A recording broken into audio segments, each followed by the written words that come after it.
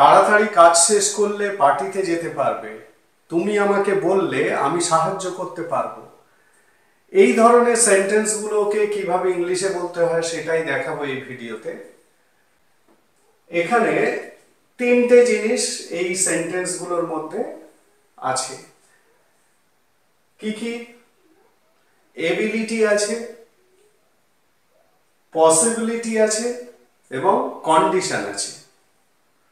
মানে কন্ডিশনাল সেন্টেন্সগুলো, এবং সেই সেন্টেন্সগুলোর মধ্যে এবিলিটি আছে এবং পসিবিলিটি আছে। তার মানে তিনটে জিনিস মিশে এই ধরনের একটা সেন্টেন্স তৈরি হয়েছে, যে সেন্টেন্সটা আমরা প্রতিদিন আমাদের বাংলা ভাষায় বলি। তো এই সেন্টেন্সগুলোকে ইংলিশে করতে গেলে কি করতে হবে? একটা মেন ক্লজ তৈরি করতে হবে। মেন ক্লজের সঙ্গে একটা ডিপেন্ডেন্ট ক্লজ বা সাবঅর্ডিনেট ক্লজ রাখতে হবে, সেটাই হচ্ছে কন্ডিশনাল ক্লজ। তার মানে আমরা পার্টিতে তাড়াতাড়ি কাজ শেষ করলে পার্টিতে যেতে পারবে, মানে তোমরা, তোমাদের কথা বলা হচ্ছে। তোমরা পার্টিতে যেতে পারবে, এইটা হলো মেন ক্লজের অংশ। আর কাজ শেষ করলে এইটা হলো কন্ডিশনাল ক্লজের অংশ। একইভাবে সাহায্য করতে পারবো, এটা হলো মেন ক্লজ। আর বললে এটা হলো কন্ডিশনাল ক্লজ। একইভাবে যেতে পারবো থাকলে, এটা মেন ক্লজ, এটা কন্ডিশনাল ক্লজ। এটা মেন ক্লজ, এটা কন্ডিশনাল ক্লজ। আসলে তাড়াতাড়ি কাজ শেষ করলে মানে কি? তার মানে হলো যদি তুমি তাড়াতাড়ি কাজ শেষ করো তাহলে পার্টিতে যেতে পারবে। এই যে যদি দিয়ে যে বাক্যটা তোমরা বলছো সেটাই হলো কন্ডিশনাল ক্লজ। তাহলে সেন্টেন্সগুলো এইভাবে তৈরি করবে। প্রথমে সাবজেক্ট,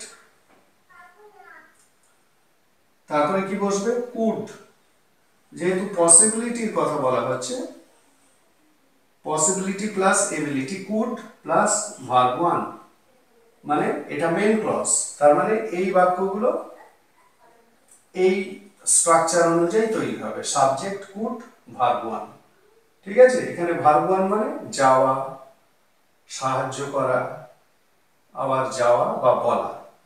সাবজেক্ট কুড ওই ভার্বের প্রেজেন্ট ফর্ম। তারপরে আদার্স থাকলে আদার্স দেবে, না থাকলে সরাসরি ইফ, তারপরে সাবজেক্ট, তারপরে V1 সিম্পল প্রেজেন্টে সেন্টেন্সগুলো বলবে। মানে এই ভার্বটা সিম্পল প্রেজেন্ট অনুযায়ী বলবে। ঠিক আছে? তাহলে সেন্টেন্সগুলো তৈরি করো।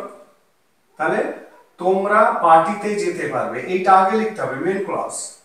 তার মানে you could join the party. তোমরা পার্টিতে যেতে পারবে বা যোগদান করতে পারবে ইফ, যদি তাড়াতাড়ি কাজ শেষ করো। If you finish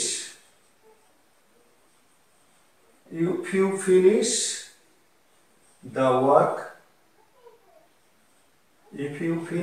work early। ঠিক আছে? যদি তাড়াতাড়ি বা সকাল সকাল কাজ শেষ করো তাহলে পার্টিতে যেতে পারবে। You could join the party if you finish the work early. বোঝা গেল?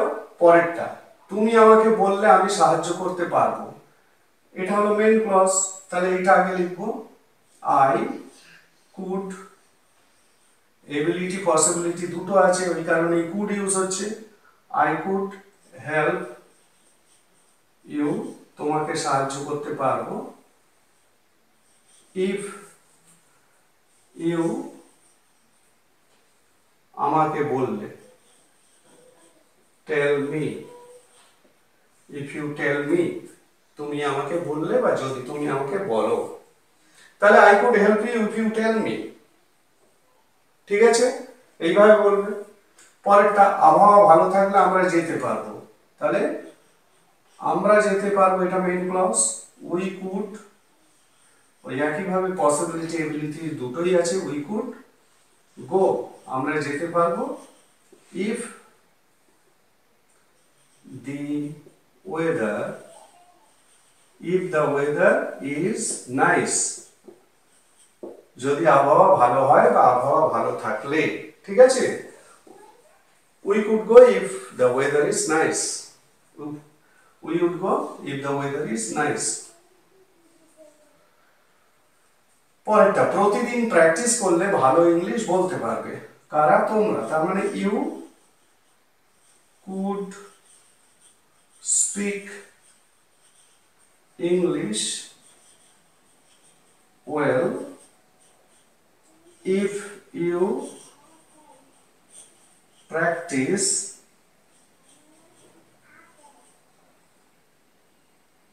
daily. ঠিক আছে? তাহলে সেন্টেন্স গুলো বুঝতে পারলে এই ধরনের খুব কমন সেন্টেন্স গুলোকে কিভাবে ইংলিশে বলতে হয়।